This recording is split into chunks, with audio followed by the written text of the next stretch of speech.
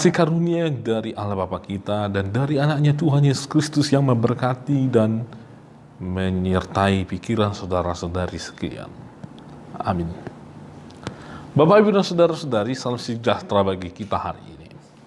Mari kita persiapkan waktu kita, pikiran kita untuk mendengarkan firman Tuhan yang akan memperlengkapi hidup kita, Bapak, Ibu, dan saudara-saudari. Mari kita buka Alkitab kita yang tertulis dalam 1 Yohanes 1 ayat 9. Demikian firman Tuhan. Jika kita mengaku dosa kita, maka Ia adalah setia dan adil, sehingga Ia akan mengampuni segala dosa kita dan menyucikan kita dari segala kejahatan. Mari kita lihat, Bapak, Ibu, dan saudara-saudari, realitas yang terjadi di tengah-tengah kehidupan manusia di tengah-tengah dunia ini. Yang pertama, ada orang berdosa. Dalam teks kita ini, kita temukan bahwa Alkitab mengatakan bahwa ada orang-orang yang berdosa. Orang-orang berdosa yang dimasukkan dalam nas kita hari ini adalah orang-orang yang berdosa, yang mengetahui dia berdosa, lalu dia, karena dia tahu dia berdosa, dia tidak mencongkakkan dirinya, dia sadar dirinya begitu lemah, tidak mampu melakukan apa yang baik di hadapan Tuhan, sehingga dia merendahkan dirinya. Dia mengaku bahwa dia adalah orang yang penuh dengan dosa. Tentunya Bapak, Ibu, dan saudara-saudari, orang yang mengaku dirinya adalah orang berdosa adalah orang-orang yang nantinya akan dikasihi oleh Tuhan. Yang kedua, ada orang-orang yang memang betul dia berdosa, tapi dia tidak mengaku bahwa dia tidak berdosa. Dia merasa bahwa dirinya adalah lebih suci, lebih kudus, dan tidak pernah melakukan dosa dibanding dengan orang-orang yang ada di sekitarnya. Dalam kisah yang dihadapi oleh Tuhan Yesus, ketika Yesus melayani dalam waktu 3 tahun lebih, hal ini ditemukan dari orang-orang di zaman Yesus. Ada orang-orang Farisi dan ahli Taurat yang merasa dirinya adalah orang-orang yang sangat suci, sangat kudus, sedangkan orang-orang lain seperti para pemungut cukai, orang-orang yang hidup dengan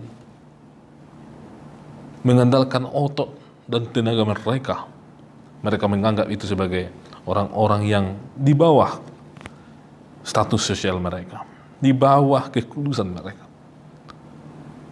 Lalu Bapak, Ibu, dan saudara-saudari, apa yang terjadi dengan orang-orang yang merasa mereka suci, merasa mereka itu tidak memiliki dosa? Apa yang dilakukan oleh Tuhan? Mereka tidak diselamatkan. Mereka nantinya akan menjadi para penghuni maut itu, Bapak, Ibu, dan saudara-saudari. Orang-orang yang mengaku dosanya, mereka akan diselamatkan. Dan kemudian firman Tuhan mengatakan di sini bahwa mereka yang berdosa kemudian mengaku dosanya, mereka akan menjadi diampuni oleh Tuhan dosanya, disucikan dia dari dosanya, dan disucikan dari segala kejahatannya. Ini sangat menyenangkan, Bapak, Ibu, dan saudara-saudari. Sebab dosa itu telah membuat begitu banyak orang menjadi punya beban yang begitu banyak, begitu memberatkan di dalam hidupnya. Kalau mengingat-ingat dosa, kalau mengingat-ingat akibat dari dosa itu telah mengancam begitu banyak orang untuk masuk ke dalam kehidupan yang tidak baik. Misalnya Bapak, Ibu, dan saudara-saudari, jika seorang ayah seorang pendosa, tentu dia akan mewariskan dosa-dosanya, akan mewariskan karakter-karakternya itu yang penuh dengan dosa kepada keturunannya. Dan kemudian keturunannya kemungkinan akan meneruskan dosa-dosa itu. Lalu kalau dia mengaku dia seorang berdosa, Tuhan menyelesaikannya, mengampuninya, menyucikannya, diputuskan yang namanya akibat dari dosa itu, Bapak, Ibu, dan saudara-saudari. Sehingga kasih karunia yang daripada Tuhan nantinya akan dia terima, bahkan keturunannya nanti, Bapak, Ibu, dan saudara-saudari. Jadi Bapak, Ibu, dan saudara-saudari, lebih baiklah mengaku dosa di hadapan Tuhan daripada merasa diri ini tidak berdosa atau menyimpan-nyimpan dosa.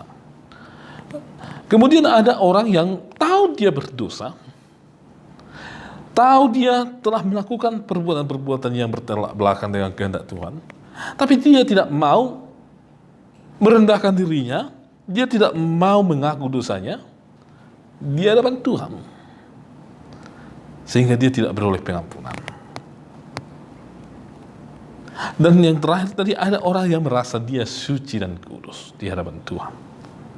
Tentu Bapak, Ibu, dan saudara-saudari, hanya Tuhanlah yang kudus, hanya Allah lah yang kudus, sedangkan manusia adalah tidak kudus dan binasa atau fana. Namun dari Tuhan kita boleh mendapatkan yang namanya dikuduskan oleh Tuhan.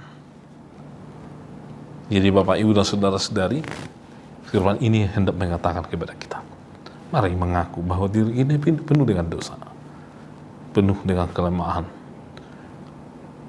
Senantiasa Roh Kudus akan menyemani kita, dan Tuhan berjanji akan mengampuni dan menyelamatkan kita, bahkan menghapus segala dosa-dosa kita. Amin. Terima kasih ya Tuhan atas berkat-Mu, firman-Mu dalam hidup kami.